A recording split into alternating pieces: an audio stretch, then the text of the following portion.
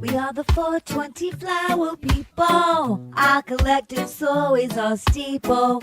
Love is our religion. Peace to the peaceful is our vision. Woked, choked, and stoked. We stand for compassion and love. We take care of our planet and the air above. Being conservative is not our way. We give it all every day. We understand what it means to be free. We believe in you, we believe in me. Together that makes us we, and we should all be free. We understand what it means to be free. We believe in you, we believe in me. Together that makes us we, and we should all be free.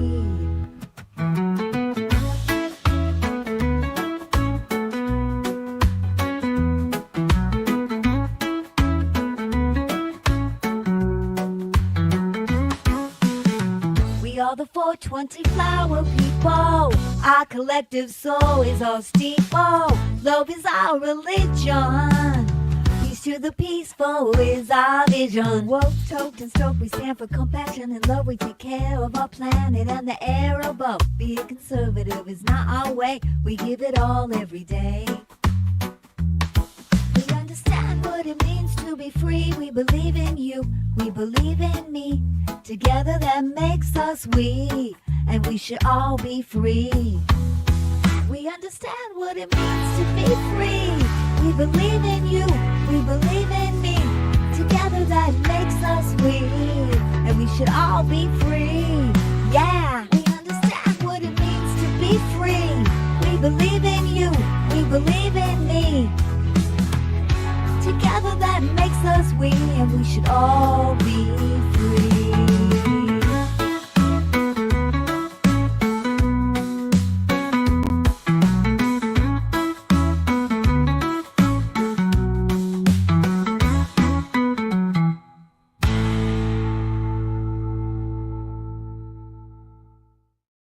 Go. Hi, everybody. Welcome to my live stream today. Thanks for joining me today on April 10th from Hollywood. So it's a really nice day here today. Echo, what is the temperature? Right now, it's 78 degrees Fahrenheit. Tonight, expect a low of 57 degrees. By the way, I am... Oh, can you guys not hear in the me? right place. Was this the device you expected? Can you guys hear me? Am I muted? Thank you. Your feedback will help improve the experience.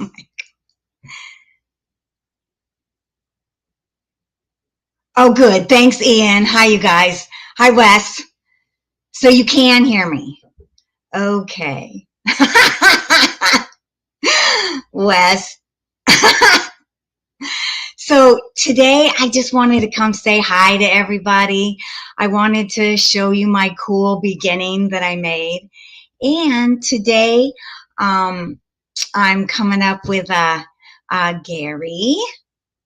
Are you here, Gary? Hello. I have Gary today. Hi, Gary. What's up? What's up? Catching a buzz. Good. I love your headband. That Thank is you. really rocking. It's What's so the shiny. 420 hippie? I love it. Show? I love it, man. How are you today? I am absolutely fantastic. I'm feeling good. I got one twisted up. Good. I'm looking forward to just kind of hanging out and smoking some weed and Yeah, talking today's with just you. like, yeah, it's just a hangout day, man. You know, I know something really fun is going on at Camp GMAY this Saturday.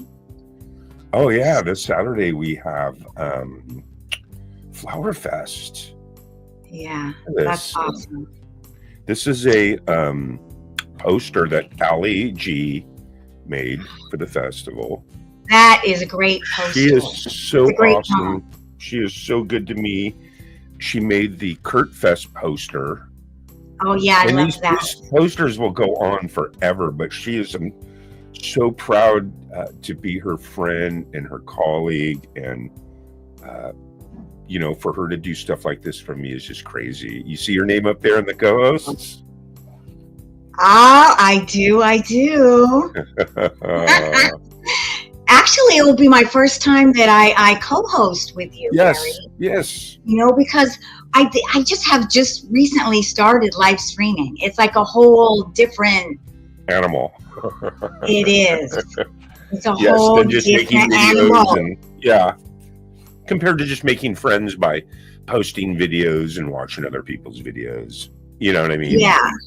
Yes. It's so different. Yes. Yeah, I love that promo. So, what time is FlowerFest on? 7 o'clock? Oh no, you started. It's well, Wait, there's 16 what's artists, and the headliner Leela, she goes out at midnight. So we're gonna start about 5:30 Pacific, Okay. and there'll be 16 artists. You know, we usually say 4:20 because in case 3 or 4 more people join, then it would start at 4:20. But I guess it starts about 5:20, which means it's 4:20 somewhere, right? Exactly. It's always 4:20 somewhere. Yeah. So, thanks for being here, chat. Look at that. You got Rich New Design. I know that's Ian awesome. Guitar Shack. Gary, who made those really cool pink shrooms that you guys had on that you were showing last Saturday? Did Wes make those? Or is that Allie? Miss They do them Wes, together. these, you mean these I overlays? love those. Yeah. Just like Allie, you know, does really great things for my channel. Yeah. So does Wes. You talking about these overlays, right? Yes, those overlays. Yeah, that's Yes. the work of Wes. Yeah, I love those little shrooms, Wes. Yeah, Wes So is awesome. cute, so nice. Pray to the aliens. That's hilarious. Thank you for stopping by. Let me see here. Yeah, but he does such good work, and he's always pioneering new techniques and new things that we can do, you know. Yeah, that's fun. Yeah. I'll try to get something here. See if I can. Anyway, how are you? You got one twisted up too? Well, I'm actually using this, so it's kind of twisty. It's twisting me. Nice. I don't know. I just before we came on, I got an email. So I was kind of feeling weird because, you know, yes, live is just a whole different animal. Yeah. And last time I was live, we played a little bit of my Kitty Chicken Bunny Girl show. Sure. And at the beginning of it, I had this song that I did for it. And I used GarageBand. If you're a musician, you know about GarageBand, right? Yeah. And I did this little guitar thing that I got from GarageBand in the beginning. Well, this guy, he put a disclaimer on it. And like, I'm like super sensitive, like it's been really bothering me. But today I just got an email that he dropped it. But listen to this. I should not have. I was wondering about that because you're telling me about Yeah, that. so what it was he said that he created this song in 2019 and that I ripped off his song. But we were going live stream and I did that song in 2017 and I put it on, and it's on my Kitty Chicken Bunny Girl channel from 2017. Right. So he put a disclaimer on me for a song that I did 2 years before he did. Right. So in other words, So in other words, he's all, you stole that from me, but he put it out 2 years after you put it out. Yeah, and I felt you. And you know, like I hate discrepancies. I hate to like fight with people, and the reason I am saying this, because, you know, sometimes you do feel like, oh, screw it. I'll just, you know, take it out of the whatever. I don't even want to deal with this. But since I was in the right, I decided to dispute his dispute. I love it. And, you you won. know, I took a while and I wrote out my thing. And then, you know, just right before I came on, Yeah. Well, that's, you know, that's the you know, good part. I got an email saying that he's dropping it. So, you know, sometimes it is worth it to stand up for yourself. Absolutely. And you know what? For me, it's not that bad because all my music, all the videos on my channel, I don't get one copyright strike because they're all mine. Went in the studio, recorded them all.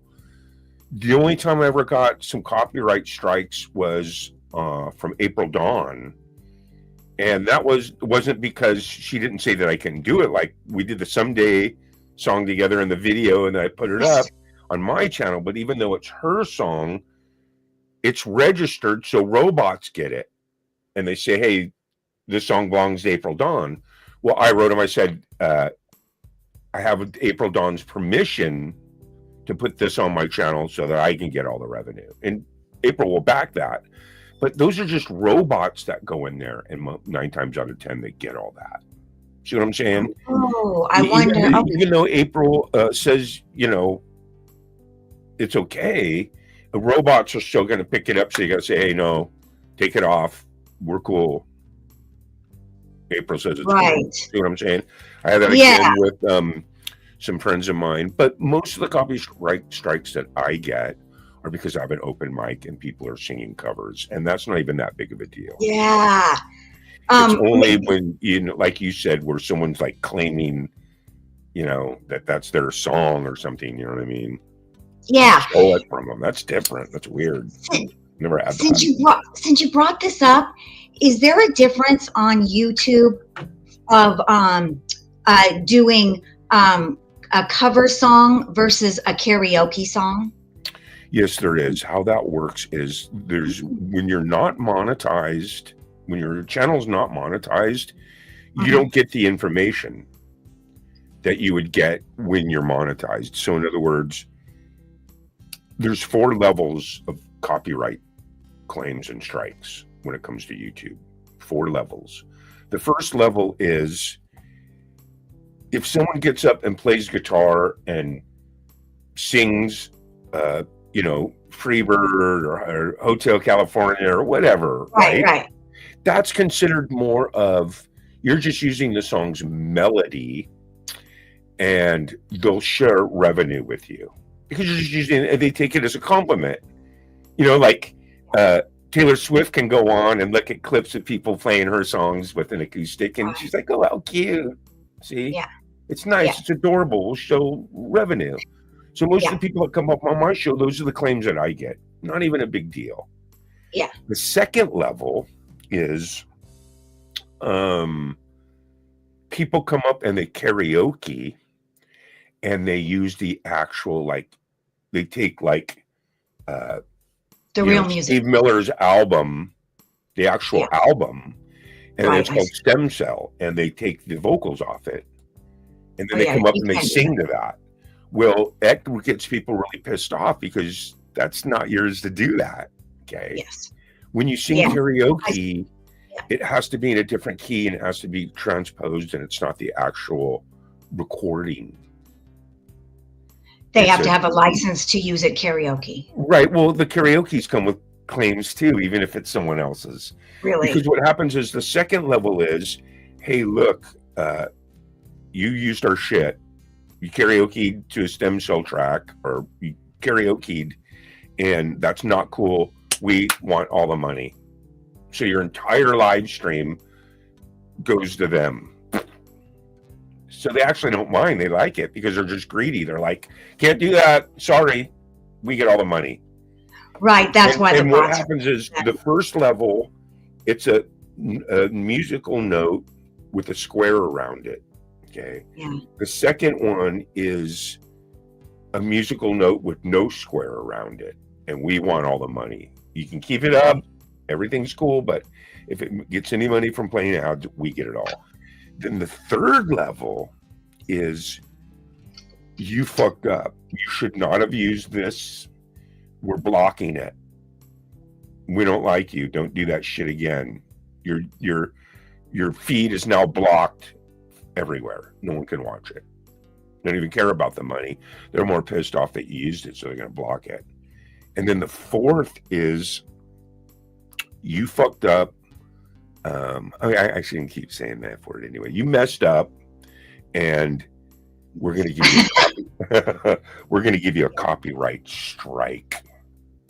Okay. Like Don Henley, like if you carry, I've heard before that people sing Hotel California and they get a copyright strike. They'll come after you. Don't even sing that song. Right. So those are the 4 levels between physically just playing and singing to a track. Right. So look, how do you feel about AI music?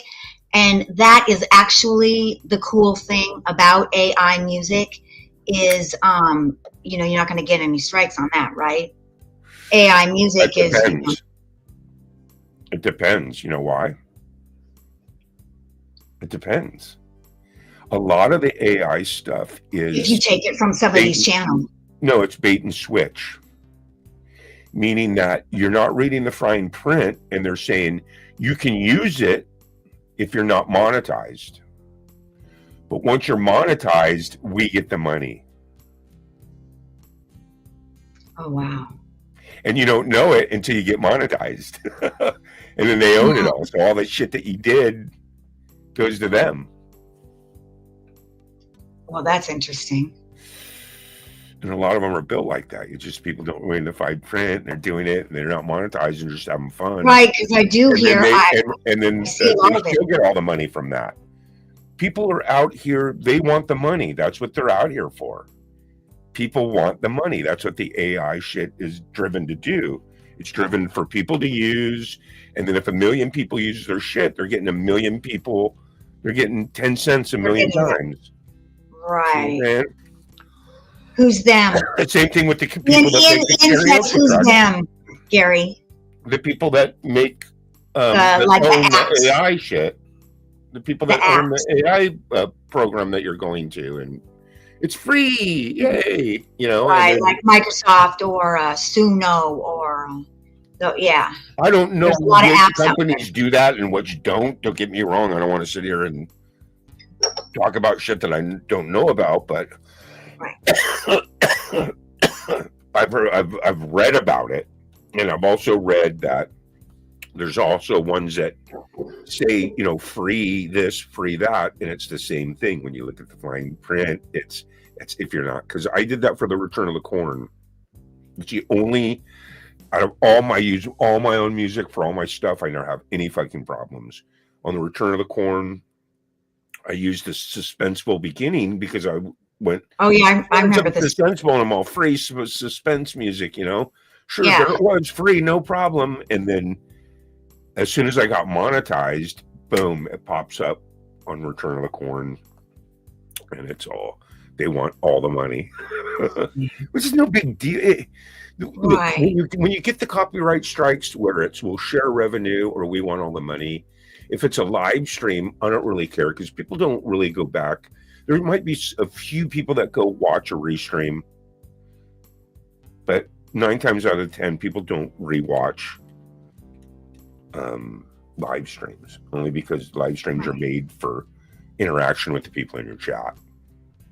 Right. So if someone goes and watches the live stream, they're really not catching it because they don't know that, Ian's Guitar Shack, hey, what's up? They don't know that he's in the chat room. But anyway, you got to be careful with all that stuff out here because everyone's in it for the money. Most of the people that make artwork, this, that, AI music, free music, the rules change when you get monetized, and that's why they give it free. It's because that's why it's bait and switch. Right. Well, also they give it free, and then they want you to use it, and then they take a little bit of it away, and then they say you got to pay monthly. Once you're monetized, it's all about the monthly subscription, right? Right. once they're monetized, they want the money. Well, even the apps. I mean, just the apps alone. I'm talking. Yeah, but it's it's internet land, and for me, what I try to do is I only live stream once a week. You know that, you know what I mean? Yeah. And it's just it started out because I was working with you on the Kitty Chicken Bunny Girl show. I was doing Charliewood. We were doing Groove Track. We're doing all these acting and comedy, and I was making Mac and Pat, and I was like, man, I just want to jam. I don't want any bullshit. I don't want any. I don't want to do religion and politics and this and that. I just want to do music. Yeah, and Saturday groove night is good for and that. have Saturday people is come up good and for this. groove with me, and that's how it started. And Yeah. it's turned into a pretty cool vehicle, man. Because this FlowerFest that we got coming up is just really, really cool, man. I'm really looking forward to FlowerFest this Saturday. This is how we spread love into the universe, because there's so much bullshit out there. There's so much division. There's so much hatred out there, that how we conquer it is through love. Yeah. Yeah. Love conquers. No, that's true. There's a lot of trolling. I noticed Yeah. that goes on. My last live, I did get trolled, and oh my God, he's here right now. So I don't know how that happened, but I would just love to ask, why would you troll me? I'm really no, it's okay. Well, no, you have to do it through your YouTube. I would actually, it's a really great time here right now to ask why you would do that to someone. Well, no, I mean, like he was that's feeding, to me, that's kind of like feeding, to me, it's like, it's not supposed to give it any energy, because that's usually, I know people always say that, but there's always something psychological behind it. When somebody does that to you, they are meaning to do it. I don't see it on YouTube. That's weird. Oh, there it is. Huh. There it is. But anyways, since I'm a writer and I write characters, I actually am super interested in why people troll and would take their energy to do that. Like, I wish I could actually write. Kind of trolling is judging, but it is actually more. It's actually more than judging, because trolling is well, what it is to me is, it's like, look, you have to know where you're at and where you're going when you live stream. If you go to someone's, to me, and this is my thing, if trolling, what it does what it's main to do is it's to disrupt. That is true. That is true. From their flow. Want to disrupt you. To get you to focus on them. It's main character syndrome. Yes. Okay. It is. And look, when you're, put it this way, what works really, really successful for me over the last 3 years, because I've had hundreds of them. Okay. Listen. And let me give a good analogy. Every action has a reaction. Okay. So whether it's a negative reaction or a positive reaction, it's a reaction. Okay. Yeah. People want a reaction. So usually a negative reaction is usually, actually, in all reality, a really, really intense, unhinged, positive reaction. Right. That's the only way you can express things is negatively, and then they want it spun around on them. So what happens is, the worst thing that you can do that can happen to a troll is no reaction. Right. I'm laughing so hard inside right now because Gary is such a lover. He is such a beautiful soul, Gary is. And I'm sitting here right now. All I actually am thinking is, oh my God, this is my opportunity to talk to my troll. He is here right now talking. And so, but Gary's like, don't give it any attention, girl. And and I'm like, oh my God, my troll's right in front of me. Why did you troll me? What I don't understand is how the But troll can be blocked. wait, he's gone now. He keeps Oh, he coming left. back. He keeps coming back after he's blocked. I don't know how he does that. I know. I was gonna ask it. See, I asked him point blank, you guys, why did you troll me? And he wouldn't answer me. Like, Well, I he don't said understand something how about, he keeps coming back into the chat when I block him. I don't either. And then why he would anyway. It's just like, Here, go let me away, see. man. Oh man. Oh my God, yeah, all his stuff is gone now. So that's really weird. But yeah, so like I'm like, oh my God, you probably don't want to be like my neighbor if like you hate me or something. I would be like, knock, knock, knock. Hi, I'm your neighbor. You know, you gave me this weird look the other day. Right. Well, and then what I find what happens too is, you know, to me out here is all about gaining respect and admiration from each other for what you do. You know? Well, you know, So yes, the trolls you have a know, hard time because they want justification, I guess, for whatever they're doing. Because if someone really meant to be interested in being my friend and truly loving me, then they would, you know, send me an email and say like, hey man, can we chat in a private workshop and work this out? yeah, that's what You know, exactly. signals got crossed, and you know what I mean? That's what I I've know, always I know. done. I've done it, Lisa, with like 10 people. I had someone, Lisa, check this out. I had someone make a video and say that Camp GMAY is toxic and sending death threats, and they hashtagged Oh my all my God, you're people. so not. Yeah, and it was just like, some of my people work like at churches, some of them work at universities, some of them work here, some of them, the diversity of jobs, and going, whoa, death threats, you know. And I blocked the person, and about 4 months later, they emailed me and they said, you know what? I messed up. You are such a beautiful person. I had hatred in my heart, and you actually are just a Wow. beautiful, loving person. And please forgive me. And I had a private with them, and I forgave them, and they're on with their life now. And all that negative energy is gone. And every once in a while, they pop up and fill me in on the positive things that they're doing in life. See, I like to hear that, Gary. See, that's what I think, you know. But that's what we're like, you know. But I guess some people. Well, that was a guy named Jack Hunter. And we're good friends now. He said, hey, man, I wasn't taking my medication, yada, yada, yada. Oh, And now I am, and I right. want forgiveness. And I rarely, you know, I'm this into is that, your yeah. stream, and we take it wherever you want to go. But like on my stream, it's just a music stream, open mic. So it's like, you know, Right, sorry, right. girl, get out of here. We want to talk about you next. It's just all about music.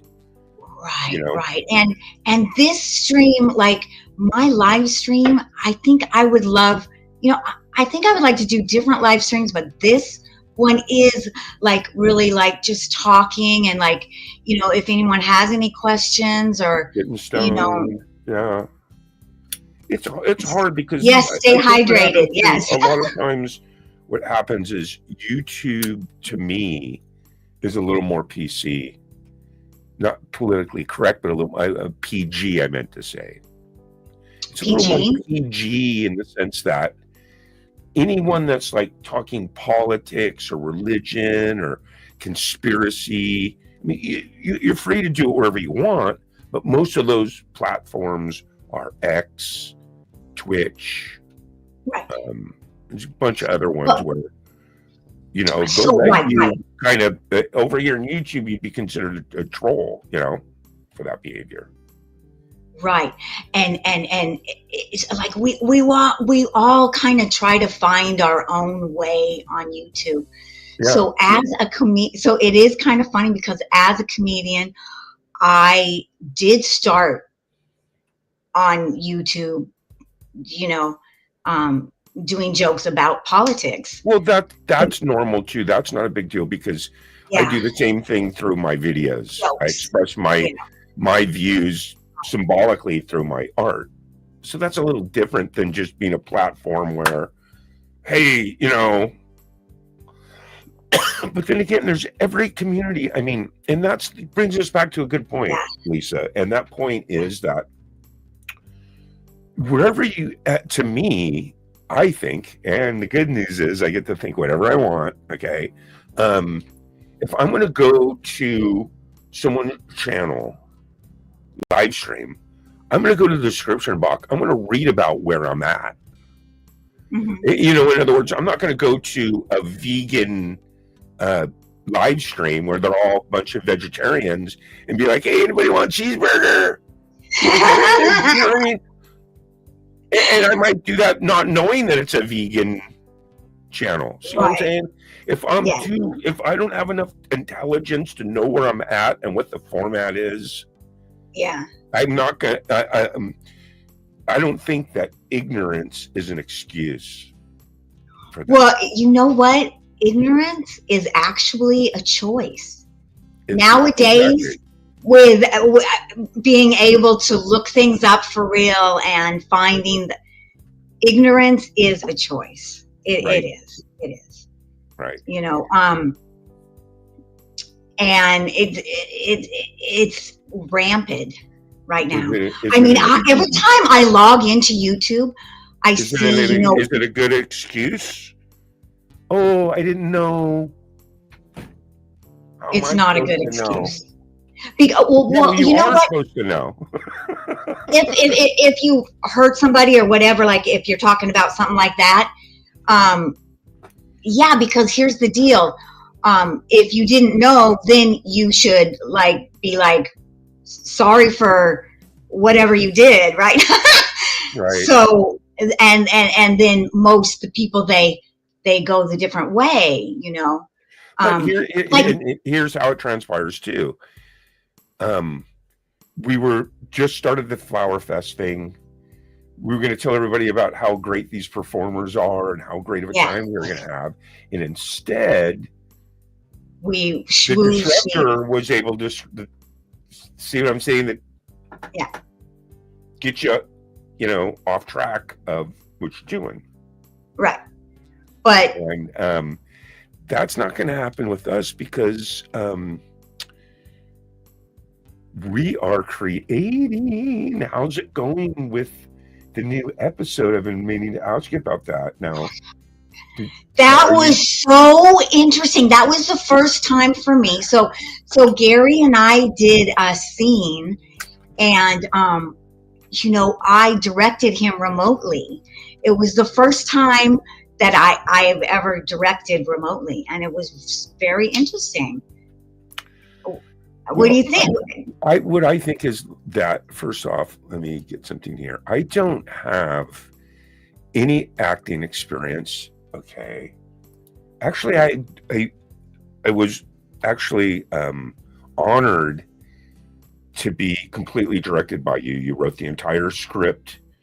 You came in, you directed it. You gave me all the information that I needed. You motivated me. I had such a good time. I'm going to try to find some clips of that.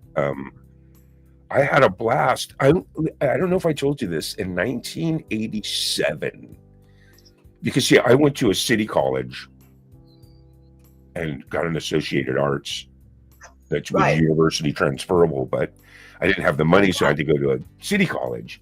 I did take out of my units, I took an acting class. I ever tell you about that? Yeah. No. It was 1987, man. His name was Mr. Forrester. And the class started out, San Jose City College. The class started out with about 37 people. And when the class ended, it was about 5 people. Oh, wow. Why? because the next class, I think it was like a once a weeker for like 3 hours or something instead of Yeah. Monday, Wednesday, Friday, or Tuesday, whatever it was back then. And I still remember some stuff from that from to this day, Mr. Forrester's acting class. One exercise he had us do was he had us all lay on the ground, okay? Hmm. However you wanted to lay on the ground and completely just relax, and he wanted you to close your eyes. Yeah. Then what happened was at one point he had everyone slowly open their eyes, and the exercise is you had to open your eyes and just asphyxiate on just something that's in the room, whether it's something on the ceiling. And then it was like you had to slowly get up and start moving around and imitate what you saw. So as you get up and you slowly start walking around in a circle, It's really artsy. kind of like acting like a chimpanzee. So everybody kind of started working like a chimpanzee. See what I'm It's saying? funny. But it turned into all crazy stuff. Have you ever heard of that technique? Yeah, I mean, every time you take an acting class, they have all those different things to be connected. Right. I've taken some good classes. One really good exercise is to connect with somebody, is to sit right here and have somebody in front of you and look at them in their eyes and just repeat whatever they say. And Right. it is very interesting how it can go to a different place. Like I'll be looking at you, and I'll be like, I love your headband. And you'll be like, you love my headband? I love your headband. You love my headband? I love your headband. You love my headband? I mean, it can really, it's really interesting. It can go into just saying the same thing and being connected and listening to the person, because, acting is really, one thing people forget about acting is it's about listening. Acting is reacting. Acting is all about reacting. Right. So you have to listen. You have to listen to that person. You have to take that person in. And that's a good thing to do in real life too. Yeah. Excellent. So there it is. Yes. Yeah, so this was some cool stuff. What was kind of cool about this is we were recording and you are watching it from your screen, and Yes. you are on the intercom in my room, this production room, so you can talk to me. You can say, hey, say this, stand that way. It's a really good kind of formula that we kind of tapped into for remote filming and acting. Yeah, it was really interesting. Because like I'll do it, and then when I finish it, you'll be like, okay, do it again, but do this or that. See what I'm saying? So that was really, really cool. I had a lot of fun. And the nice thing for you too was like one time you kind of got out of frame and I lost your arm. So me being able to watch you, I can say, oh, you need to do that again because I lost your arm, scoot over a little bit. If you're correcting yourself, you don't get to see that. Because normally too, with like, whether it was Groove Trek or me collaborating with people, and you say, hey, okay, you do this, you film that, or stuff like we did in the past for Kitty Chicken Bunny Girl, but you only get what people, it alleviates a lot of mistakes. So we're like, hey, well, cut it off before I pick up the guitar because I don't have the strap on. So, you know what I mean? You learn a lot of stuff, that you normally would take. You just say, hey, send it to me again. Instead, when you do this remote, you're right there on it. You're like, okay, well, yeah, all right, no, don't do that. Don't say this, say that. You know what I mean? So it really ups the game for Yeah. the direction and And things that we're and gonna be green doing. screen also, again, green screen is just it's a different monster to do acting scene or a comedy scene. Yeah, And um when not everybody is there. yeah. Yeah. There's this one part in our song that we did, Gary, where of course you and I, we did it separately. We did a song and we performed it. And there's this one part where we were so good, like we both went to the side and looked at the same time. So it really looks like we're looking at each other. But you miss that a lot with green screen. Yeah. I do wish you were here sometimes. I do. It's Yeah. it's different to do a scene with somebody who's not really here. Yeah. Oh yeah, absolutely. Because when you're in the room with different. Another thing, I remembered something too. Mr. Forrester said something about you always got to be, when you come into the frame or the scene, you always got to be like, the prop is always, you're always coming from somewhere or going somewhere, right? Yeah. You're full. You're a person. You don't just walking in. You're full of something. Right. You're full of something. You're full of emotion. And if the storyline doesn't give you something, give yourself something that you came from. You just can't come walking into the frame just like out of nowhere. You gotta have like a broom, like you're coming from somewhere. Yeah. Yeah.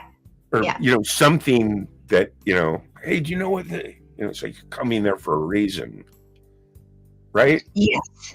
Yes, absolutely. That's why so I took the Meisner technique, and we have this activity. It's called door activity. So somebody comes to the door and wants something from you, and somebody's doing an activity in the room. Okay. So it's it can get deep, because you can prepare for something and then you have this whole scene with this person, and what was kind of cool too is I liked when before I did my scene, you gave me your line. Yes. That's going to be my setup. Yes, because then you got to be prepared. You want to be filled it makes with it that almost stuff. like we're in the same room. That was what was so nice about having that speaker there. Is you'd be like, Right. I don't think you should go into town today. Now I know my line, and now I got the feel of what it was like if you were actually there saying that to me. Right. In my response. Right. You know what I mean? Yes. Instead of just not hearing that and just saying the line in response. Right. Right. So I thought that was really cool. Yeah. So my question is, how's it coming along? Did you get to see some of that stuff and chop it up, or? Yes. Yes, I did. Yeah. Yeah. And did you film your stuff? Really good. I think last time we talked, you said you were getting ready to film the last of your dialogue stuff. Yeah. Like it should probably be done in maybe 4 or 5 days, maybe. Wow. Yeah. Woo. So let me ask you this, Gary. Do people ever come on live and do premieres? When that Barbie is done, could I do a premiere, or do people not do that? I mean, to me, a premiere is only going to work if you promote the shit out of it. In other words, you make the event a week or two away. I know. I've been really bad. Email some of your close friends and some of your followers and Ian, and you let people know. You put it in your community tab every day. You build it. Jeff. You try to get Jeff Chasler to come watch it. You try to get. You see what I'm saying? By building the premiere. To me, I mean, if I was monetized, I'd do something like that. But for me, the premiere doesn't even work. I can't even look. Oh, you mean because they have a premiere? Mic, I don't even create the event to 5 hours before my open mic. Because What everybody happens knows is, about it. right, what happens is the best thing for a new live streamer is you pick your day, you pick your time, you go for 3, 4, 5 hours.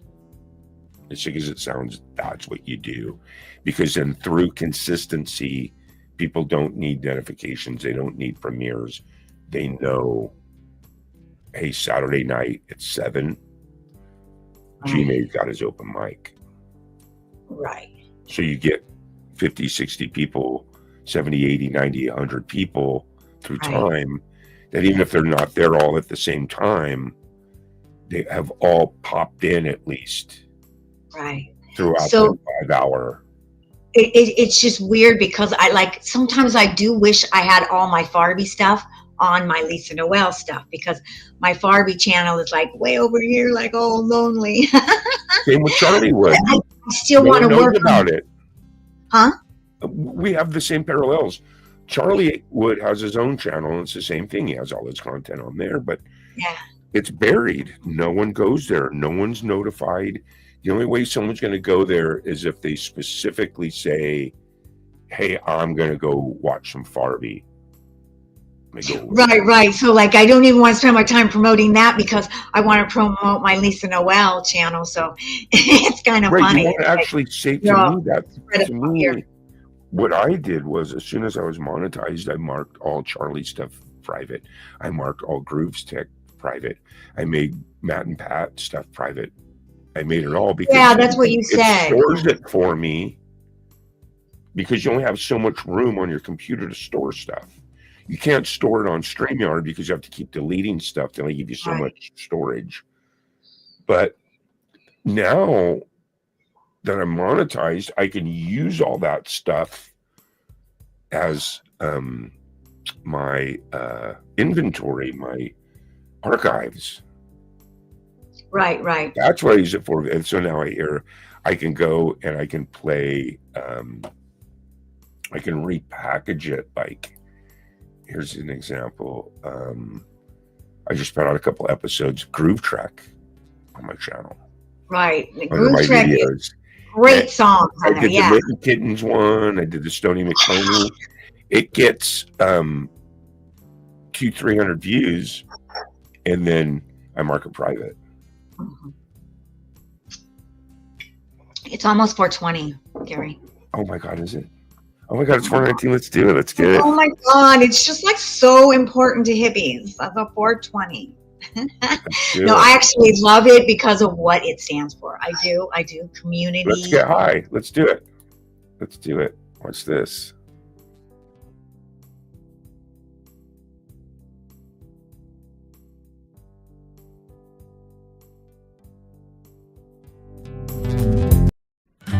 In this rusted trailer park,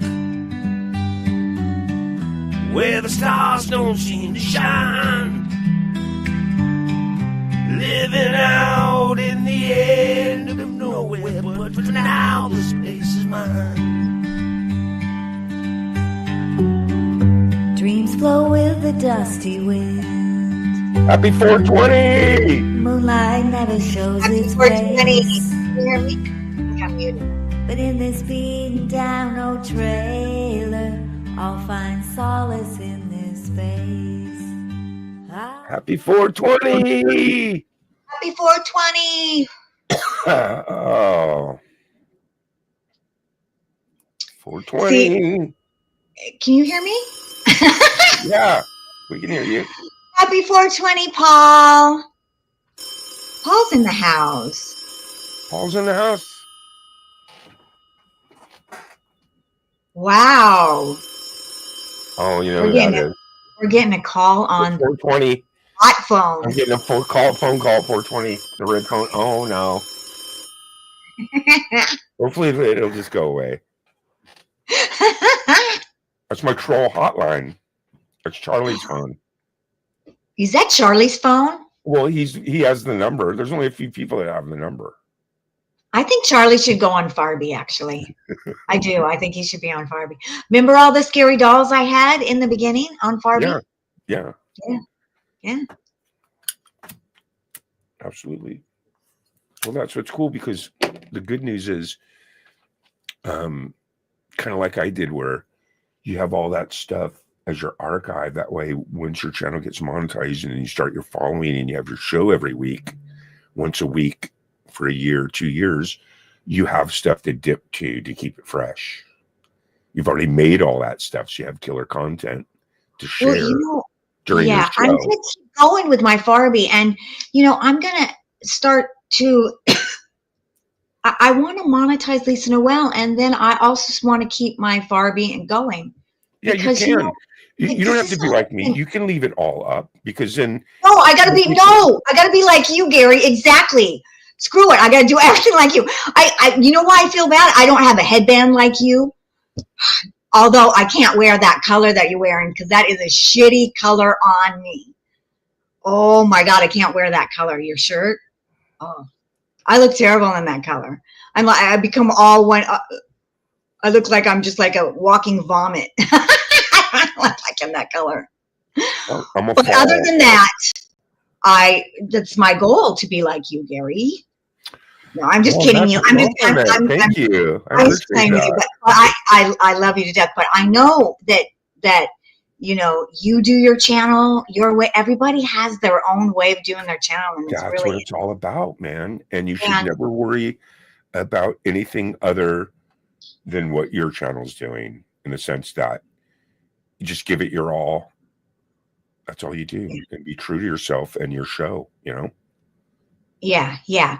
That's really actually why I am on YouTube, is because I love doing my art, and YouTube gives me an opportunity to write and to do my stuff that,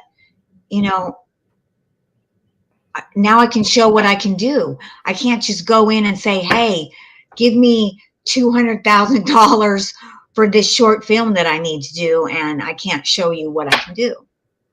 But on YouTube, now I can put things on YouTube, and I actually love it. I love that I can do that. Yeah, it's actually, for me, it's like, what I always like doing on someone's channel is, of course, reading what the channel's about. Yeah. People really enjoy that. Okay, So the damn, I gotta write my that, better then. the more you can put into that. I mean, I'm neglecting mine a little bit right now, because I have one where I can go where it just has any friend of mine that came on my channel. I have their link. So I grab them all, and then when I'm doing my show, I put all their links on there. And that way, if anybody's watching the show wants to connect, because to me, that's what it's all about. It's all about organic connections, man. That's what it's at. Yeah. And that's what's cool about the festival. Yes. Is each person gets to come up for 20 minutes and do their artistry while we're posting their PayPal and their Patreon. Yeah. Not just their YouTube links. You know what I'm saying? The festivals are nice because it's a place for each artist to shine. Yeah. We get a little cash to help offset their expenses to run their channel. Yeah. So. Yeah, you always have so many great musicians come up. I love coming. Yeah, I mean, look at these. This is Saturday. Look at that. Yeah. I'm reading all the names. Leela, Axa Nacho, Emperism. Yeah, it's great. Yeah. Valerie. All these performers on here are just masters of their craft. They're all monetized channels. Yeah. And it's their time to shine, Yeah. And if you connect with one of them, boom, man, there you go. That's what it's all about. Yeah. We're going to have two more. We're going to have two more festivals, and then the jammies. So, wow. Comedy Awards up for grabs. The co-host. Time goes by so fast. The music video masterpiece is up for, Jade Star won the music video masterpiece. That's like the finale. The Yeah. next year, Robin Cheyenne wins it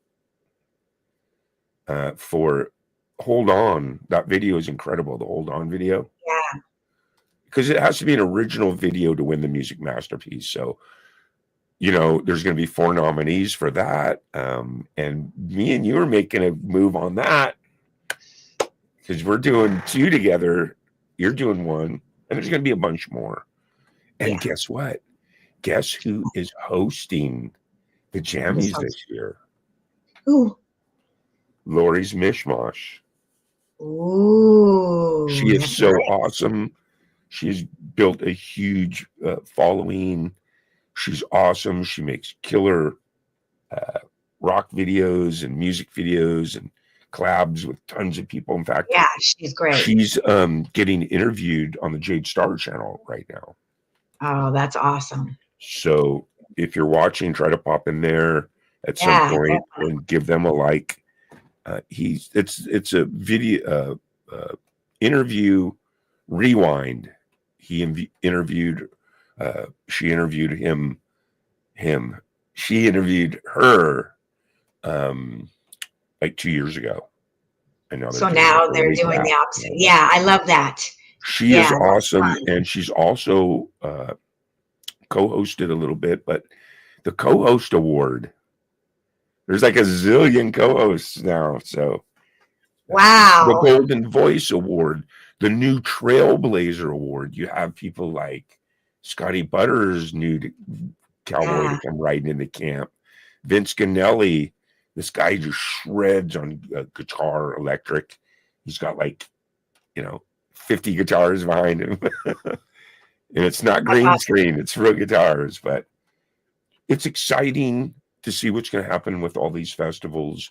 It's exciting to see all the killer comedy content, because you got Get High or Die comedy. Yeah, is that Allie and Wes? And yeah, you got Charlie Wood doing his stuff. Oh my God, he's so great. I love him. Right. You got a lot of good comedy stuff out there,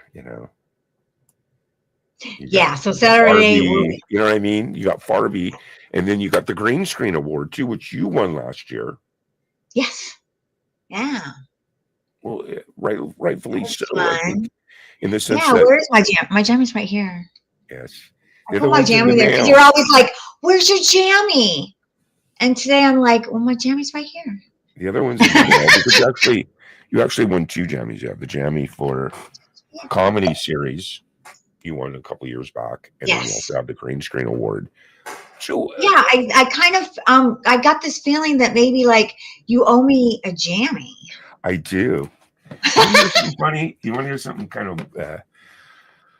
I got to the point where I had, with Google, I had never deleted anything ever. I mean, a little bit here and there, but what I mean by when someone emails me or I send someone something, I've never deleted anything, right? And they just said, "Sorry, you're maxed out." Yeah. So I started again. I went and looked, and it was just like 6,000 emails or something. I don't know, some absolute crazy gorilla. Probably math, more than right? that. Yeah, just this gorilla math, right?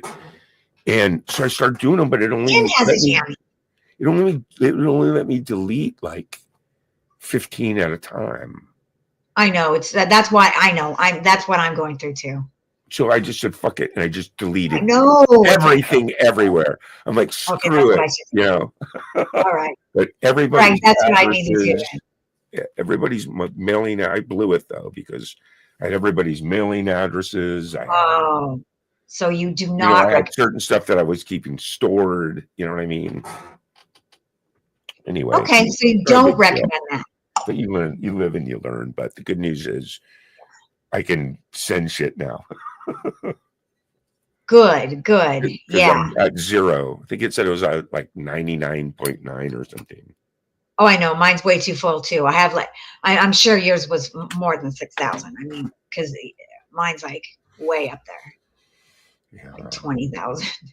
I'm like 4 at a time. Yeah. Yeah. So, look, wow, man, an hour goes quick. Ian, so Ian got a jammy? Ian's got a Ian- jammy. Yeah. That's awesome. Ian's a jammy winner. And what is your jammy for, Ian? Yeah, see, He everyone got a does. jammy for Track Jammer, Fruit Looper. Oh, cool. Because he'll make tracks and then jam to them. Yes, he's so good. Yeah, You I get know. the keyboards cooking up, and he's got a song called Kazoo Boy. I gave him his nickname Kazoo Boy, and one night he comes on my show, That's and he great. starts jamming, and he starts singing Kazoo Boy. Oh, that's awesome. Yeah, I like to go visit Ian. on I his miss channel. Ian. Me and Ian came and he opened one of my festivals. I forget which one it was. Once the festivals got going, he opened the show. And, Oh, that's cool. He's really hard to map down to play on the festivals. He'd be like, "Hey, you want to play the festival?" He's, "Oh no." Hard to map down, Ian. Hey, I'm like, "Well, you want to play the festival?" He's, "Oh no." Not for any other reason that he just doesn't want to play it. I don't know. Oh. He's a great guy, man. Me and Ian. Yeah, he's We fun. got a few private workshops. And what I like about Ian is he knows the whole Groove Trek storyline. He Okay, knows that's- the Charliewood storyline. Because there's storylines to it. You know, there's Yeah, a I know. storyline to Kitty Chicken Bunny Girl. There's a storyline to Farby. Yeah. So he talks about the Beakers and the Lizzies and the arena. He talks about Indiconia and Smoking That's awesome. Monkeys and so the Sun Queen and Balance. One of my favorite is the That was Colorful colorful Energy. energy. In fact, I got to make a little episode of Group Talk. Remember how I was repackaging it? Yeah. For the Mitten Kittens. That way it's not all this content. I just took the Mitten Kittens and made it one little quick 2-minute vid. See what I'm saying? Yeah. I have them somewhere. I'll repost them, but I want to do the Sun Queen one because it's so cool. It's me, her, and Mamsie Graham, and I know, she's cool. basically the storyline She has with the best Indiconia. outfits. I Right. can't believe it. The storyline to Indiconia was Indiconia was this planet of Indica, and we went there and we, started getting filling up, and there was a giant that was protecting it. She captured us and captured Conductor McFunk, and what ended up happening was the Sun Queen came down, and her message was pretty much like, look, we grow the best stuff ever. Take what you need, but don't take more than you need. Yes. Okay. So spiritual. So we were down with that, and then it's all about balance, and she's all put a joint in your left hand, and then it shows Mamsie floating up. Yeah. They're all like meditating and I know. That was so, balance. It's all about it's really cool scene. I know. In fact, I loved it. it just totally reminded me of that I got to go clip it out and do that and release that. I know. After I thought you guys were still going to go on with that, and then, it stopped. I was sad. well, what's funny about that is I actually have an episode that's 3/4 of the way done, fully done. Oh, wow. I hate it when that happens. You should just And I try still to. have all the templates that I was going to use for everything that I wanted to do. I still have colorful, but what just happened was we have to, Mamsie wanted us to do the buzz where we freeze him. The captain gets frozen, Oh, yeah. and then we have to get a new captain. That always Yeah. happens in all of this. You know what I'm saying? Yeah. That's So we hilarious. it just kind of washed out. The wave got ridden. Yeah. It's all waves. You know the buzz. Like right now, Oh, you're it's- hardcore riding the Farby wave. business Yeah. episode. And it's hard when, you know, the wave slows down, you know, you lose some people, you know. Right. And then that's when you jump You on can another wave. decide to pick that wave and or go to Yeah. another wave. But And that's when you jump on another wave, or have little mini waves Really that you're just inspired. kind of nibbling on, right? what? Or have just these little mini waves that you're nibbling on. Yeah, They're jumping on another big wave, you know. Hey, this Farby's a big wave. We've been working Thank hard you. on this thing together. I've been having a I blast need the captain hat. working with you, man. Well, yeah, I love, so my creativity, you know, I do like to keep going. So take the Kitty Chicken Bunny Girl show, for instance. You know that is just a wave, and then, you know, losing Dina, not being in it, being all weird, and you know, you can change things, and that's what I'm going to do with the Kitty Chicken Bunny Girl. Is I'm going to make it more about the kids show and make it, you know, about comedy, you know, and making fun again of what's happening. You know, it took me a while Use it as a to, vehicle for how you feel about what's going on. yes, again, yeah, Yeah. again, use it for that, yeah. But it took me a while to like really start to even want, I mean, like, I was bummed when, you know, Trump became president again. And then I think of like, I felt like I just like froze for like a little while. Just like, you know, now I'm back and it's, I can deal with it. But Yeah. whoa, you know, it was weird. I actually had this feeling. I was like, shit. I do not even want to do comedy about that dude anymore.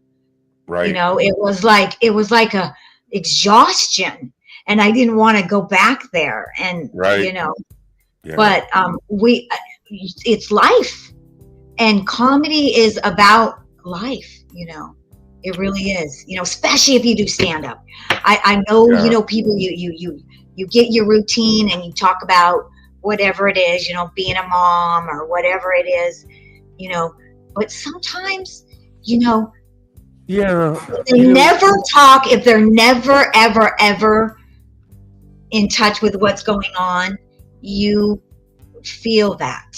You feel that out of touchness. So Yeah. unfortunately, I think you do always have to know what's going on with the world if you're Yeah. I mean, you know, I do. like I said, I mean, it for me, in all reality, only because I think maybe because of my age and the fact that I spent a good long period of life with only having 3 channels in the radio. So you Right. get your information through the library. You know what I mean? So yeah. So So now with all this stuff, you know what I mean? There's just so much information on anything. I mean, I could watch 100 videos that tell me how good coffee is for me. And I can go over here and I go watch 100 videos that tell me how bad coffee is for me. And that goes with eggs, sugar, red meat, politics, religion. Everyone's going to have, you know, something. And then they start using different words like, you know, well, blah, blah, blah, could, blah, blah, blah. So it's not really saying that that person did that. It's just saying that he could. So that's how they dance around misinformation by saying, instead of saying, you know, hey, Right. Johnny, you know, hit a home run, that's thing, but Johnny could hit a home run is completely different. Or sources say, or, so, you know, and then you got to remember my feeling too that, hey man, the internet was seed funded, you know, and created in its own by the Pentagon. So it doesn't matter if you're Facebook or this or that or whatever you are, you're on the internet. They control the internet. So any information you get comes from that, either this, the computer, or your television. Yeah. So you got to navigate out there. But I think the deal is this: there's a lot of shit out there. There's a lot of opinions out there, but we can never forget that doesn't mean that the truth isn't the truth. And then again, too, Right. my The truth position is on all there, like, right, my position on all that is, it's hard for me to decide what the truth is, regardless of what it is. Okay, so what I have to do is I have to go off of what I want and what we all want and we have in common. We want equality, we want yes. peace, we want harmony, we want justice, we want, When we get older, we would like we want to, clean water, we don't want people that ruining the planet. We Exactly. don't want racism. You know what I mean? We all want that. So to me, getting back to that is what is most important, is what we want instead of what we don't like. See what I'm saying? What we need to get back to is taking care of our earth and taking care of each other. Right, because when you stick with that, it's hard. You're not getting put on either side. Yeah. There's a lot of us that are just like, red, blue, fuck, red, blue, green, and gives a shit. Both wings belong to the same bird. It's the same thing. Negative, positive reactions. Boom, boom, boom. All day long. Keeps kind of separated a little bit. But when there's no reaction, that's when it doesn't work. And then there's just love. And you say, this is what I want. I want things. Look, we all know we want our civil rights. We all know that. Well, yeah, right? Because like, this is the first time I've ever heard my mom be worried that she's not going to get her Social Security. And it's also the first time in my life where, like, here in Hollywood. Well, that's just fear mongering. That's not going to happen. Your mom will that's what they're talking about now. So actually this week, I was inspired by one thing, and that was Cory Booker. And he actually stood up and said that, and said, please do worry about it. He said, do worry about your Social Security, because that is on their plan to take you rid of Social Security, rid of Medicaid, rid of Medicare. And Cory Booker, for 25 hours and 5 minutes, he went on the Senate floor. This guy right here? Cory Booker, he's right there, and look at his face. You know why he looks like that? Because he's been on the Senate floor for no bathroom breaks, nothing, for 25, because if you leave, you get cut off, you're filibustering. So he was on the Senate floor for 25 hours and 5 minutes, speaking against Trump. I heard about that. I heard about it, but. So the thing about it too is that he made history. He made history because the person who held it, let's see, it was in 1957. It was that racist white dude, Strom Thurmond, and he was actually against the civil rights, and that's what he was a Democrat, because back then it was opposite. And it's so weird that things change like that. But back then, the Democrats were the racists. Right, and the Democrats did great things for the civil rights movement and the Cesar Chavez. Listen, I grew up right here in what's now called Silicon Valley. Okay. Yeah. And it was the at one point, and it still is, but at one point it grew some of the best in the world. Have you ever heard of the Gilroy Garlic Festival? Yes, absolutely. I know about that. I mean, it's like, put it this way: when they start to ripen and get ready to harvest, the wind blows it. I'm like 20 minutes from the Gilroy. I smell the garlic come blowing through. I don't like the smell of garlic. Well, all they had out here was the Ford plant and the Del Monte plant, because this whole thing was apricots, peaches, oranges, apples, cherries galore. And it's Silicon Valley now, but I was here when it was that. And you had all the people that lived here either worked in the fields And that's when that whole Cesar Chavez movement was going down. I was a young kid riding my little dirt bike through orchards. So that's Right. what I mean. It's like I lived a lot of my life, by the 90s, a lot of that wasn't even an issue because we won. Things were equal. I think for that's everyone. why everyone is so sad. A little bit, Now we're regressing, and we're all like, what? We already took care of that, and now we're pushed back to 1971. So it's like we're That's exhausted. nice that Senator Booker, I guess, was trying to stick up for civil rights. I mean, right? Yes, absolutely. Cory Booker was sticking up for basically Medicaid, Medicare, Social Security, the life that we know it. People's rights, equality, the right for a legal immigrant to not be picked up and taken to El Salvador, one of the worst prisons ever. And now many stories are coming out. Just like right here, we had a really awesome makeup artist. He was obviously not a gang member. He had a crown tattoo on him because he was a makeup artist, and he was very feminine. He was gay, very feminine. They came up, they picked him up, they took him to El Salvador. He's in El Salvador prison right now, and So they're in trying other to words, get it out. Many stories like this. These men were picked up. Now they're in the El Salvadorian prison, picked up by the Trump administration. Now they're in the Salvadorian prisons, right. and they have attorneys, and we're trying to get them out. And Right. So in other words, why is this happening? There's definitely It's ridiculous. it has to be a little more ran just a little bit better in the sense that, of course, Absolutely, they're just picking people up. No, because look, we all feel the same way. Look, if there happens to be a guy that they let out of prison that is, in America, and he should be in the prison, he escaped and he's over here, then yes. But like you said, that's different. That's not what. Yeah. If there's someone that isn't that scenario, they shouldn't be rounded up and taken there.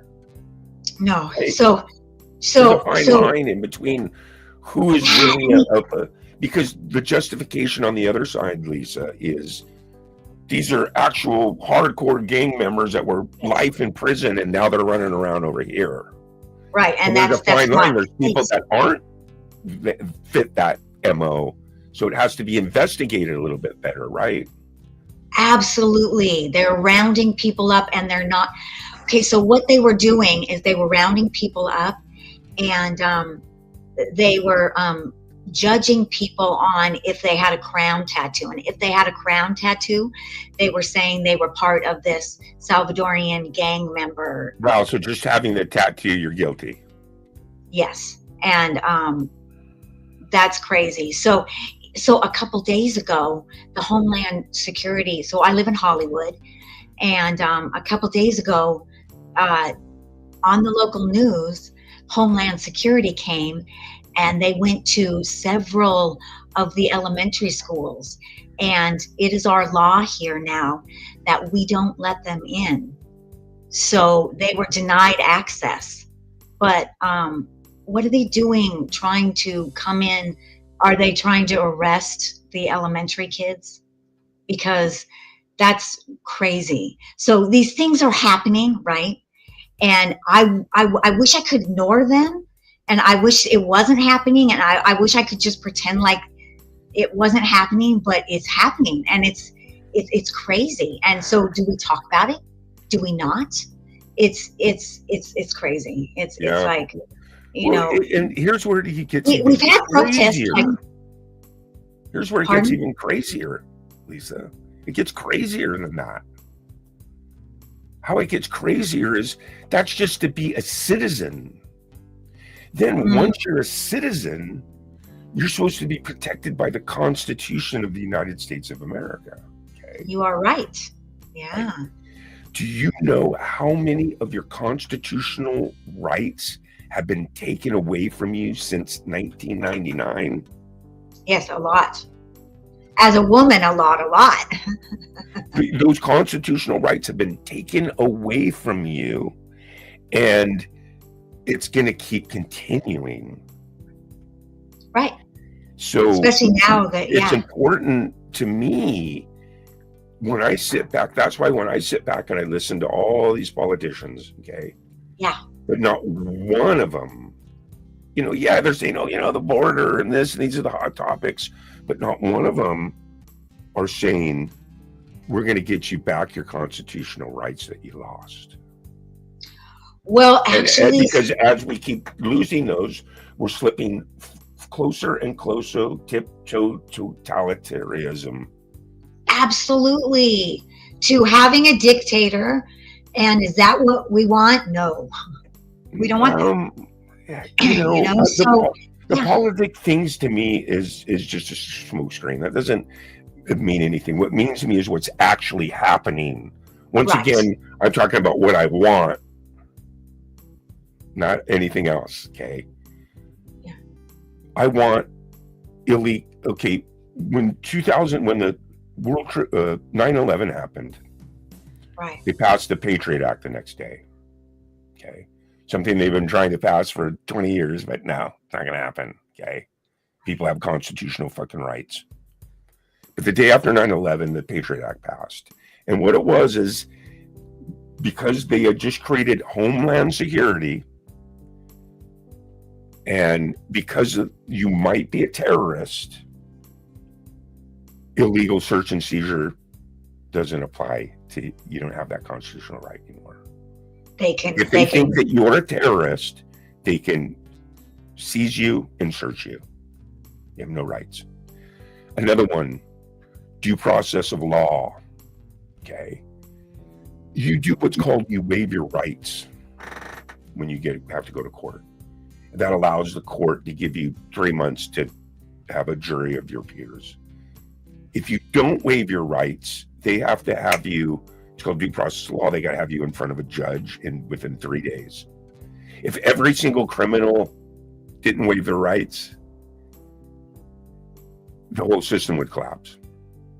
Because they wouldn't be able to, everyone would go free because they don't have enough judges to try everybody. Okay? Already right now it's, Right. So what happens is you have that due process of law. Well, you don't have that anymore. There is no due process of law with the Patriot Act in the sense that, once again, if we think you're a terrorist, okay, another one is illegal wiretapping.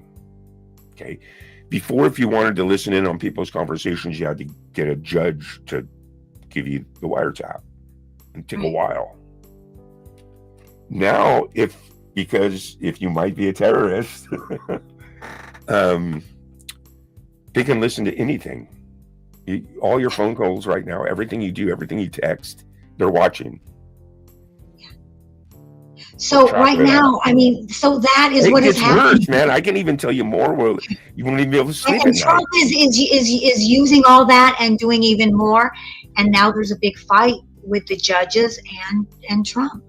And now, but the Supreme Court is a clown court because it's all set with people that he put in there. So now he has invoked the that law of the 1786 war law. That is what you just said. Also, they can just deport you. They can just pick you up and do whatever. They don't need a judge. You don't have a say. So well, that's because that. And my point is that's because the constitutional rights that we keep losing. You want to hear another one? The big one is your doctor-patient confidentiality. It's your constitutional right. What's between you is between you and your doctor, and so that goes with anything. If you're a woman, reproductive rights, anything, that's between you. Oh, that's out the door. That's out the door. Between anyone else, okay? And that's what COVID. I think what COVID did. See, each one is to get you closer and closer to taking away all the rights. Okay, now it's just like, you want to work here, Before it was like, okay, we need a letter from your doctor to know that you're in good health and physical, no problem. That's a letter saying, hey, good shape. Now it's just like, hey, did you get the jab or not? That's none of your business. That's my doctor-patient confidentiality is my, and now this CEO of Pfizer, did you see what just came out? Oh my God. What? Go to Google World Economic Forum, CEO Pfizer, computer chip pill. He's blatantly saying it right there. I should pull up the clip. They're doing their pills now as they're doing it where once you take it, it shows that you took it. The pill has a chip in it that goes up in a computer that you took that pill. Okay. It's tracking. Are you talking the COVID vaccine or something? Well, no, they're just, it's tiptoe. Everything's like, when they first started talking about computer chipping people, it was just, Is this for any medication? If your dog's lost, your cat's lost, they're all computer chipped now. Okay, that was like the trial run to scan it like a piece of fruit at the checkout stand. Okay, now it's humans, and how they tiptoe towards it is, oh, well, if it gets abducted, then we know where your child is. So they get a lot of people to get the program started. With this new pill, what they're trying to say is, say someone's on, it's control. Say someone's on psychiatric medication and they're a patient, okay? And they're not taking their medicine. In fact, I had a girlfriend a long time ago, same thing. State's paying for their, paying for their existence. So they want to make sure she's taking her that they are making their medication. So the chip notifying them that they're taking. I do not know about this. Okay, but isn't that so convenient because they're coming out with soon with a COVID pill. So if there's another mandate where you have to, do this and you have to do it, and here's the pill you got to take, and then if you don't take it, you know what I mean? It's just crazy. So that is in the future because I know. So you can't take a pill for COVID vaccine right now. Look at the World Economic Forum. No, there is. They're about 2 years away from it. COVID okay, about 2 years there. Okay, that's what I was wondering. Yeah. I'm just saying it's just so convenient now. Then also they have the technology now where, and he says it. He goes, "It's going to be nice when everyone complies." Ooh, that's not really. You don't like that word, do you? Complies. Well, I'm just saying. Complies. It's a pill that has a computer chip in it. No, I I didn't know about this. I got to read about this. Wow. Look into that for me because, like I said, too, don't forget that there's 100 videos that tell me how good coffee is for me, and there's 100 videos that tell me how bad coffee is for me. That's true. You see what I'm saying? So it's like, what should I believe? Well, I mean, put it this way. I did an experiment. I took my cousin's phone, and he got another phone under his plan so he could have two phones at the same price. Okay. So I said, well, let me use it for like a couple months. He's like, no problem.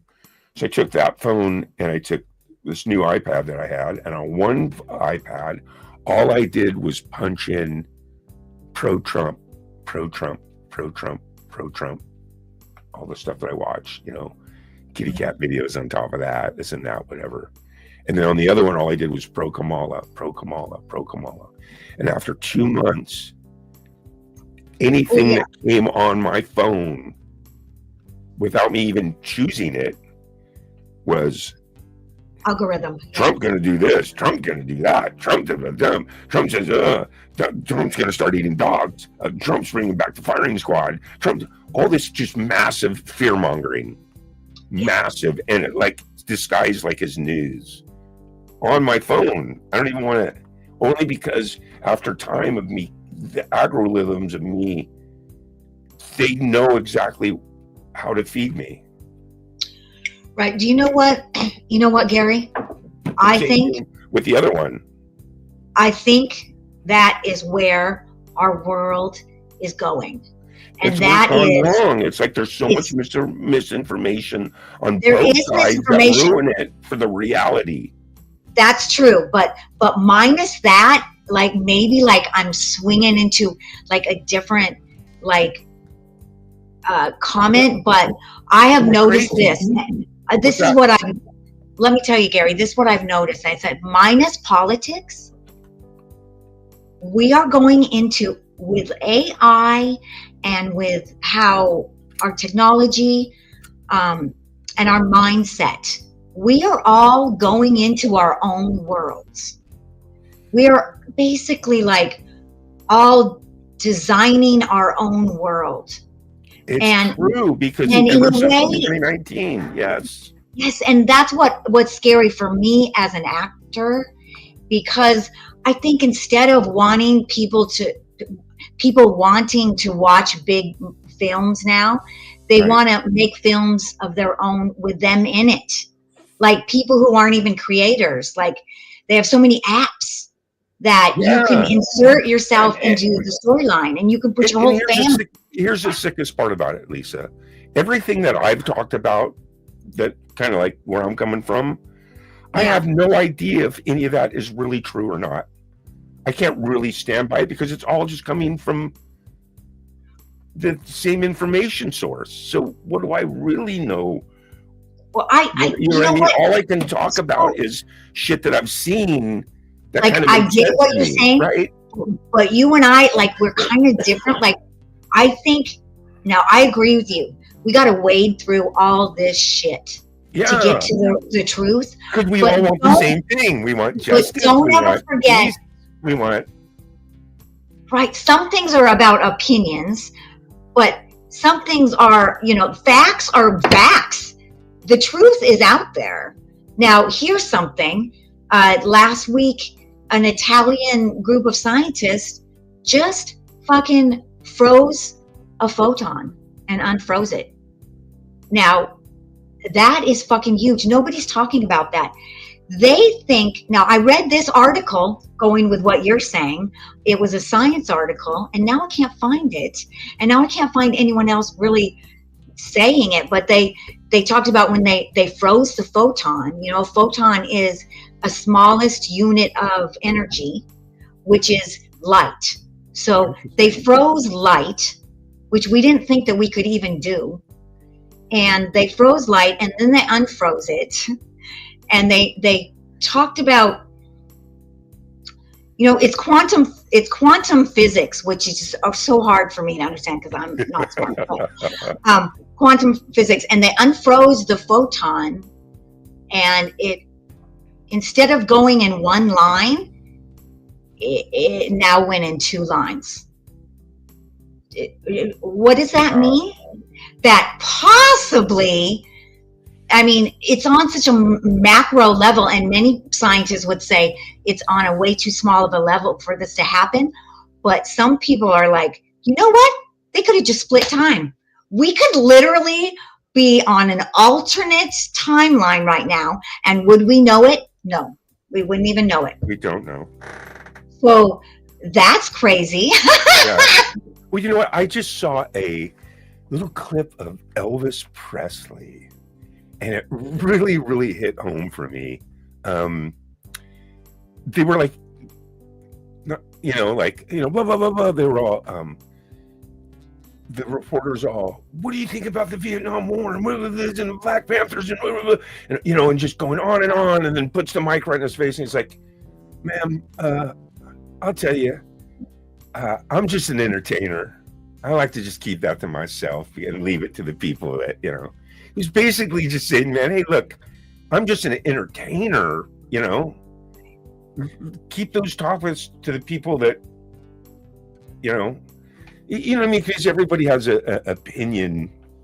And it was nice to hear someone just say, hey, man, I'm just an entertainer. I want to continue to be an entertainer, so I'd rather just keep it to myself. I think a lot of entertainers do that, to be honest with you. I think a lot of entertainers, they say, I personally would like to know what some people think, but then they don't speak up about it. So then I'm like, oh, I wonder what they think, Yeah. Yeah. But I'm kind of like a voyeur like that. Like I love to know what people think, and I ask way too many questions. And Yeah. don't bring me to a party. I'll probably ask all the most inappropriate questions, but from my heart. Love it. All right. Well, we've been going pretty good for about an hour and a half. Yeah. Thank you so much for visiting with me, Gary. Yeah. That was And then fun. we get all into with me and you. It's more like philosophy politics because we both want the same thing. We're both Exactly. just trying to wade through all the fucking bullshit that's out there. You know, Yeah. trying to figure out what And the fuck's going on, man. What's really going on? exactly. You know? And how much do you put into your life? How much do you take in? How much do you let it affect your art? You know what I Yes. mean? It's all those things are, to me, interesting actually. Right. So And thank you to so me much too, for, thinking about, like I said, not for me, I try not to get caught up too much in anything other than what I think I want out of all this. You know what I mean? I want my constitutional rights back. I want to spread love into the universe. You know what I mean? I want to yeah, do good things, your art make good for content. free. You know what I'm saying? Yeah. Because just like the troll thing, it's just another, all that other shit's just another distraction, keep you from creating. You know what I Right. mean? Keep you just I know it, but to me, it was like kind of interesting because like how many times, like, I'm so weird, but how many times do you really get to, like, usually trolls, they troll you and they leave, but yeah, like, I wish that he would talk to me about why he felt like that or whatever, but you notice he didn't. It was, like, but that's, right. it's interesting to find out about, yeah, because I was like totally asking him, and like he just still, he kept popping in, but he wouldn't answer my questions, so it was really interesting. Well, what I find interesting about it is, there was definitely some miscommunication on, somewhere, and on the last stream that he actually came and did all that weird stuff. Yeah, he just And said me. then, I think the right thing from there is that when you went and tried to communicate with him about it, Yeah, I went to his and he channel. I was like, deleted why it, did you and say he that? didn't address it or deleted it and say, hey, yeah, I'll chat with you. You know what I mean? He just didn't respond to it. It's really And open. then Hey, they come let's back talk over about it it. again. You know what I'm saying? That's kind of like, wow, really? I That's know. kind of That's why. alienage. You know what I mean? Like, we gave you the opportunity to chat with us and you didn't take it, yet you want to come back in and keep sneaking in the chat room. It's just weird. Why? Yeah. So if you're going to do that, talk to me. But Yeah. yeah, it's so interesting. Maybe I can do that. Maybe I got some channels. I mean, I got a few friends out there that I can, I can it's just funny. Like, did you see? if you wanted, I'm I could email him and It doesn't even if matter. you But the wanted next, if you but wanted to chat to me about it.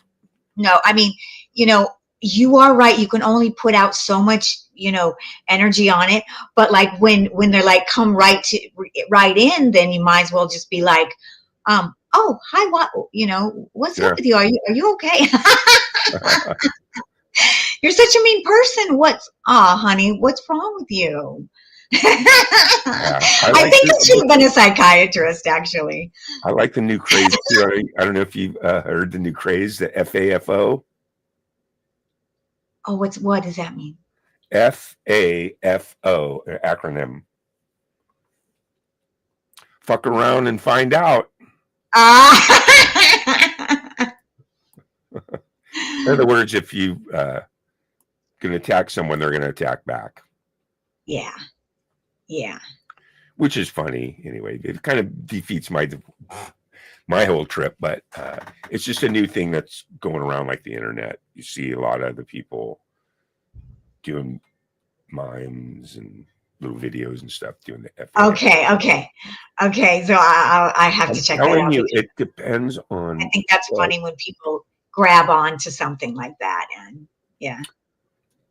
But I'm really looking forward to this next episode of Farby. And I'm Me looking too. forward It to the has. Kitty Chicken Bunny Girl. Are you think you're going to be doing that this year?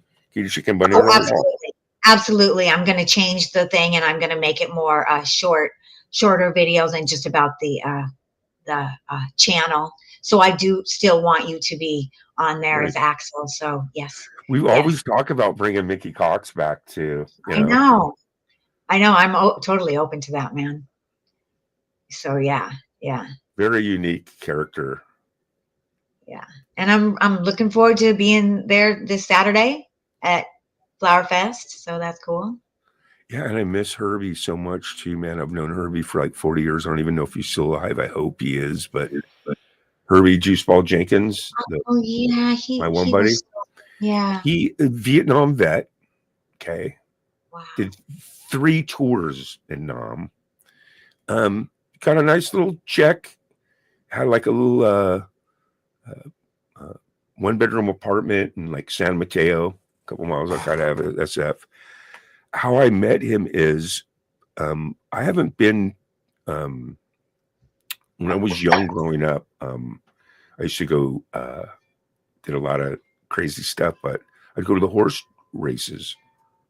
Okay. As a kid growing up, and you know, there's a lot of videos out there against it, but I don't know, man. I know a few trainers, and those they all get treated like gold. I'm like, you know, there might be people that lower level or something that do weird shit, but no, man, those they're pampered. This is these horses are groomed and fed and babied, and anyway, that's where I met Herbie. So they treat him right. He was just this old timer, and this is like 1977.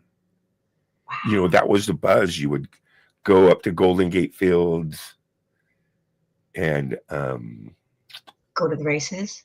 Yeah, and as a kid, and you'd only need like 10 or 12, $20 or something. You know, way back then there's like a 10-cent window, just weird. You go now, and it's just, I haven't been in probably maybe 10, 15 years. But that's where I know Herbie from. I mean, like, yeah, I've been with him like 500 times, and we go up to the top. We smoke fucking weed. I make him a couple bets, and all my videos, I'd go pick him up. I'd go to the track, pick him up from the track. And on that one video, we're filming at the track, and yeah, that was so cool that he did that little bit for my show.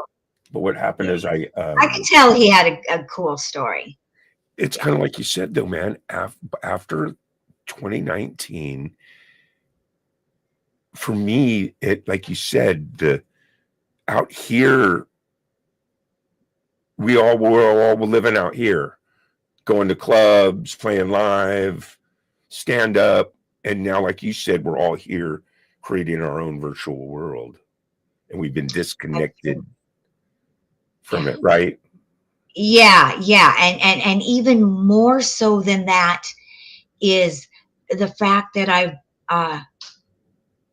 I've been reading on how even just, you know, families with their kids, there's this app, it's called the Jiggly app, and they can go to Disneyland, and okay, follow me here.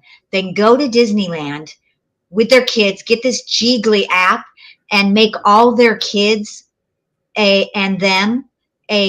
character. And then they plug them in, and when they go do their Disneyland thing, this app actually creates this beautiful animation. World, and they all go into it. Yeah, they create a cartoon, and they're the stars of the cartoon. Do you see what I'm saying? Wow. Oh, I do something very similar. I've been doing it for so it's weird. It's like catering to people's narcissism. And putting them in the middle of everything. So they don't need to go see Nicole Kidman in a movie. They can be in that movie. That's weird. So do you see what I'm saying? It's just weird. It's a weird concept. I have a thing that I do where I go into like a virtual world, and I'm a character, and I Right. run around out in that virtual world, and there's hundreds of other people out there running around, and you make friends, and Like you a run video game. around, and you do things, and you get money, and you get better items and stuff. So yeah, I mean, it's kind of disconnecting us in a weird way and Yeah. connecting us in a different way. Oh yeah, absolutely. And then so it's crazy, man. So, but I think more importantly is whatever you're doing, if you're having fun doing it and you're not hurting anyone and you're expressing your art and you're just doing your thing, I think it's you so never have to important. worry about anything. Just stay true to that and you'll be fine. I think it's so important for everybody to stay true to their art and I mean, to artists, creators and artists, because that's our soul work. And if you lose that, it's hard for us artists to honestly to function. I'm telling you, it's when you're a real artist, you need to have that, and I think that we need to be connected by art. I think art connects us in the most positive way. And that is where we're going to progress if we stay connected in art. Yeah. At the very tail end of my music career, I think I hung up my live stuff in 2004. I was in a band called Liquid Sky. The guitar player was Xavier Beauvais. He lived in Berkeley. His mom was 100% French. He was French, and he drank wine, and he was a total French character, spoiled rotten, had a big house, 20 guitars. He was the guitar player. Windsor Damian was the lead singer. He was from Rio de Janeiro, Brazil. Oh, he's he was covered in fucking tats. He had hair down to here. I was the bass player, Liquid Sky. Lloyd Levy's was the drummer. He was the ex-drummer of the Eddie Money. Oh, the band The Punch. When Eddie Money's band would come out to the West Coast, he'd use this band called The Punch every while, and Lloyd was the drummer of The Punch. Because he didn't want to pay for musicians. A lot of musicians will do that. They come out to the West Coast and they just pay like a good band to be like their backing band. You got to know all their tunes. And we don't have to ship equipment to people, just them and their equipment. See what I'm saying? Anyway. That's interesting. We were really cool, man. We rehearsed at this place called Soundwave Studios, which is in Oakland, right off the bridge from San Francisco. So it was this giant, and it still is, it's still there. It was this giant room. It's 3 stories. I think there's about 2,000 rooms, 24-hour card key, all bands. So many fucking bands and musicians there are. Every room is full. And the guy was really cool, man. He had like there was a lot of amenities. It had where you can drive a car down to the bottom. It had an escalator that goes up to each floor. Oh, yeah. Moving your equipment. It had one room where it had a stage and you could like film with like lights and shit in case you wanted to do like a video. And then he had another like shop, and you paid him rent. I think our rent was $750 back then. And we had it from like 99 to 2005, and that's where we rehearsed. And he let you do whatever you wanted on the fucking walls. You could sleep in there. And we played tons of club. We played Haight Street Fair. We played all these clubs, but we didn't film any of it. I'm trying to get some pictures and some film, but it's just so hard, man, because it just, no one had a cell phone at all. That wasn't our thing. It was just grind live, and we were in the studio, and just play live, just grind, and we were playing everywhere. But we hooked up with this dude. In fact, I got to track him down and remember. He ran an artist. He had where they all would set up and do artwork, all kinds of different mediums, oil based on canvas, this guy doing clay, just whatever, all these crazy mediums, one guy doing chalk, while we were doing the festival. We'd get 3 or 4 bands, and then you have Yes, Yeah, that's I'm how sure we they have were those when down there. I Yeah, was downtown. Yeah. We yeah, always mixed the media and, had yeah. the art shows with bands, playing.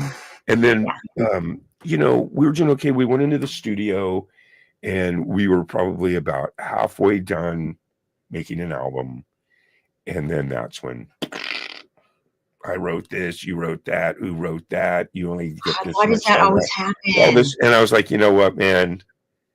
Fucking, I wrote fucking probably 90% of all that shit. I go, I'm fucking out of here later. Split. And that's because halfway through it, Lloyd died, which was funeral. He got genres and died. He was a fucking raging alcoholic. That's the only reason why he was in the band. Why he got kicked out of that Punch band is because he's the greatest drummer in the world. I mean, you're like, wow, he's my Oh, yeah. soulmate drummer, you know, Yeah. The soulmate drummer. drummer. I mean, I played probably like 500 shows with him, and but when he started drinking, worst drummer in the world. Oh, that's And he not was an good. raging alcoholic, you know what I mean? So you'd get the Soundwave studios, And you then, drive all the way there, you get there for rehearsal or something, and he's freaking passed out at his drums. You nobody know the wants to. story, man. You're counting on 4 other people. We even had this Yeah. guy, Roger Hart, fucking keyboard player, wraparound. He was so fucking good. We actually went through a few singers, but uh, and then when Lloyd died, that's when I went, and I just went head into my company and just did that. That was the end of my whole music career from a kid. And Yeah. then it was 10 years later. I always made sure during that 10 years that I had a piano, an old beat piano in my garage. And I'd go work every day and come home and just hit the piano. And it was 2015 or 16, I semi-retired.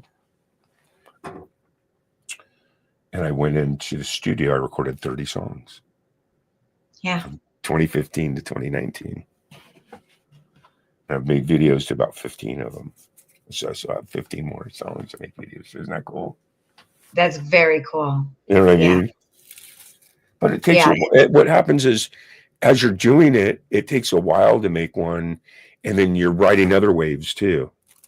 Yeah. Like when me and Mamji hooked up, we did 10 songs. Oh, wow. You guys did that many. That's great. Yeah. You You know what I did mean? So I wasn't working on really this. great stuff that I love. Yes. So it's all riding waves. It's all positive energy. It's all spreading love into the universe. It's all having a good time.